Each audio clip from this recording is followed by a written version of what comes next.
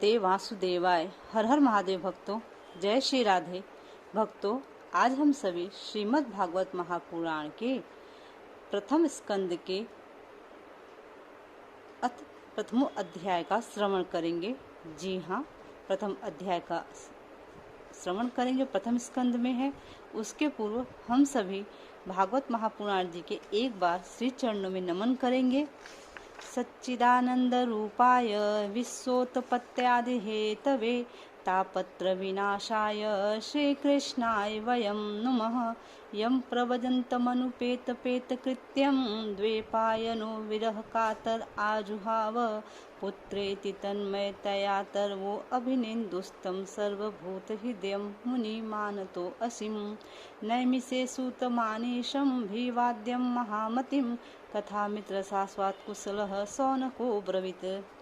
कृष्णं नारायणं वन्दे व्रजप्रियं कृष्णं द्वैपायनं वन्दे पृथासुतम्। आप लोगों के पास में भागवत भगवान जी तो है नहीं, पर प्रभु तो सर्वत्र होते हैं। तो आपको क्या करना चाहिए भक्तों? मानसिक रूप से प्रभु की पूजा करनी चाहिए। जी हाँ, उनका ध्यान अपने हृदय में करते हुए, मानसिक रूप से प्रभु के स्थिर चरण में प्रणाम करते हुए, अपने हृदय के स्वर्ण के राजमहल में सोने के सिंहासन पे प्रभु को आसन प्रदान करके, उनके श्री चरणों में नमन करके, तुलसी की माला अर्पित करते हुए, गले में वनमाला अर्पित करते हुए, मल्यार्पित चंदन मस्तक पर लगा करके और प्रभु का फिर ध्यान करके आगे आपको श्रवण करना चाहिए। हम सभी सबसे पहले गणेश भगवान जी को याद करेंगे। वक्रतुंड महाकाय सूर्यकोटि समप्रभ निर्विघ्नं कुरु मे देव सर्वकार्येषु सर्वदा। ओम एकदंताय विद्महे वक्रतुंडाय धीमहि तन्नो दन्ती प्रचोदयात्। अब माता सरस्वती के श्री चरणों में नमन करेंगे। बोलिए माता सरस्वती की जय। उसके बाद हम व्यास जी भगवान जी के श्री चरणों में नमन करेंगे। सुखदेव जी महाराज की जय, सनत कुमारों की जय, सनकादिक ऋषियों की जय, नारद मुनि की जय, माता भक्ति देवी की जय, ज्ञान वैराग्य की जय, भक्तवत्सल भगवान की जय, सभी ऋषि मुनियों की जय, सभी संतों की जय। बोले भागवत महापुराण की जय, भागवत भगवान की जय। चलिए अब हम सभी पाठ श्रवण करते हैं। अथ प्रथमो अध्याय। श्री सूत जी ने सौनकादिक ऋषियों का प्रश्न। सबसे पहले मंगलाचरण है, जिससे इस जगत की स्थिति, सृष्टि और प्रलय होते हैं, क्योंकि वह सभी सद्रूप पदार्थों में अनुगत हैं और असत पदार्थों से पृथक हैं। जड़ नहीं है, चेतन है, परंतत्र नहीं, स्वयं प्रकाश है, जो ब्रह्मा अथवा हिरण्यगर्भ नहीं है। प्रत्युत उन्हें अपने संकल्प से ही जिसने उस वेद ज्ञान का दान किया है, जिसके संबंध में बड़े बड़े विद्वान भी मोहित हो जाते हैं। जैसे तेजोमय सूर्य रश्मियों में जल का, जल में स्थल का और स्थल में जल का भ्रम होता है, वैसे ही जिसमें यह त्रिगुणमय जागृत स्वप्न सुषुप्ता रूपा सृष्टि मिथ्या होने पर भी अधिष्ठान सत्ता से सत्यव्रत प्रतीत हो रही है, उस अपनी स्वयं प्रकाश ज्योति से सर्वदा और सर्वथा माया और माया कार्य से पूर्णतः मुक्त रहने वाले परम सत्य रूप परमात्मा का हम ध्यान करते हैं। महामुनि व्यासदेव के द्वारा निर्मित इस श्रीमद् भागवत महापुराण में मोक्ष पर्यंत फल की कामना से रहित परम धर्म का निरूपण हुआ है। इसमें शुद्धांतकरण, सत्पुरुषों के जानने योग्य उस वास्तविक वस्तु का, परमात्मा का निरूपण हुआ है, जो तीनों तापों का जड़ से नाश करने वाली और परम कल्याण देने वाली है। अब और किसी साधन या शास्त्र से क्या प्रयोजन? जिस समय भी सुकृति पुरुष इसके श्रवण की इच्छा करते हैं, ईश्वर उसी समय अवलंबन उनके हृदय में आकर बंदी बन जाते हैं। रस के मर्मज्ञ भक्तजन, यह श्रीमद् भागवत वेद रूप कल्प वृक्ष का पका हुआ फल है। श्री सुखदेव रूप तोते के मुख का संबंध हो जाने से यह परमानंदमय सुधा से परिपूर्ण हो गया है। इस फल में छिलका, गुठली आदि त्याज्य अंश तनिक भी नहीं है। यह मूर्तिमान रस है। जब तक शरीर में चेतना रहे, तब तक इस दिव्य भगवत रस का निरंतर बार बार पान करते रहो। यह पृथ्वी पर ही सुलभ है। एक बार भगवान विष्णु एवं देवताओं के परम पुण्यमय क्षेत्र नैमिषारण्य में सौनकादिक ऋषियों ने भगवत प्राप्ति की इच्छा से सहस्त्र वर्षों में पूरे होने वाले एक महान यज्ञ का अनुष्ठान किया। एक दिन उन लोगों ने प्रातः काल अग्निहोत्र आदि नित्य कृत्यों से निवृत्त होकर सूर्य जी का पूजन किया और उन्हें ऊंचे आसन पर बैठाकर बड़े आदर से प्रश्न किया। ऋषियों ने कहा, सूर्य जी आप निष्पाप हैं। आप लोगों को पता नहीं फ्रेंड्स, सूर्य जी की कथा पता है या नहीं, बहुत ही इंटरेस्टिंग कथा है। अगर आप चाहें तो गूगल कर लें सूर्य जी की कथा। जी हाँ, और उनका वध कैसे हमारे कृष्ण जी के बड़े भैया बलराम जी ने किया था, वो भी आप जरूर गूगल करें। आपको कथा मिल गई तो अच्छी बात है, नहीं मिलती है तो आप मुझे कहिए, मैं आपको पूरी कथा सुना दूंगी एक बार। ऋषि ने कहा, सूर्य जी आप निष्पाप हैं। आपने समस्त इतिहास, पुराण और धर्मशास्त्रों का विधि पूर्वक अध्ययन किया है तथा उनकी भली भांति व्याख्या भी की है।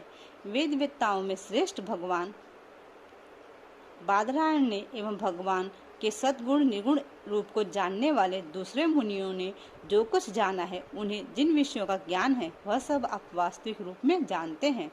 आपका हृदय बड़ा ही सरल और शुद्ध है, इसी से आप उनकी कृपा अनुग्रह के पात्र हुए हैं। गुरुजन अपने प्रेमी शिष्य को गुप्त से गुप्त बात भी बता दिया करते हैं। आयुष्मान, आप कृपा करके यह बतलाइए कि उन सब शास्त्रों, पुराणों और गुरुजनों के उपदेशों में कलयुगी जीवों के परम कल्याण का सहज साधन आपने क्या निश्चय किया है। आप संत समाज के भूषण हैं। इस कलयुग में प्रायः लोगों की आयु कम हो रही है। साधन करने में लोगों की रुचि और प्रवृत्ति भी नहीं है। जी हाँ, क्या आपकी रुचि प्रवृत्ति है कि आप हर रोज भागवत महापुराण आपको इजी वे में सुनने को मिल रही है? जी नहीं, आप वो कथा सुनना पसंद करते हैं ना, जहाँ कथा से कम और व्यथा ज़्यादा होती है, जहाँ संसार की चर्चा ज़्यादा होती है, हमें वो कथा बहुत पसंद आती है, हम सुनते हैं बैठ करके। परंतु जहाँ केवल कथा ही कथा है, जहाँ सिर्फ हमें जो भी हमारे यहाँ श्लोक हैं जिनका अर्थ है वो हमें सुनना पसंद नहीं होता, वो हमें सुनते हुए बोर होता है, नींद आती है, लगता है ये कितनी बार सुने, क्या सुनना है, ये क्या कथा चल रही है। और जब हम सुनते हैं संसार, जहाँ कथा होती है, जहाँ हम सिर्फ संसार के बारे में सुनते हैं ना, जहाँ पे हमें बताया जाता है, एक ही बात बार बार रिपीट की जाती है, हमें वो सुनने में बड़ा आनंद आता है। तो यही डिफरेंस होता है भक्त में और जो हम हैं उनमें।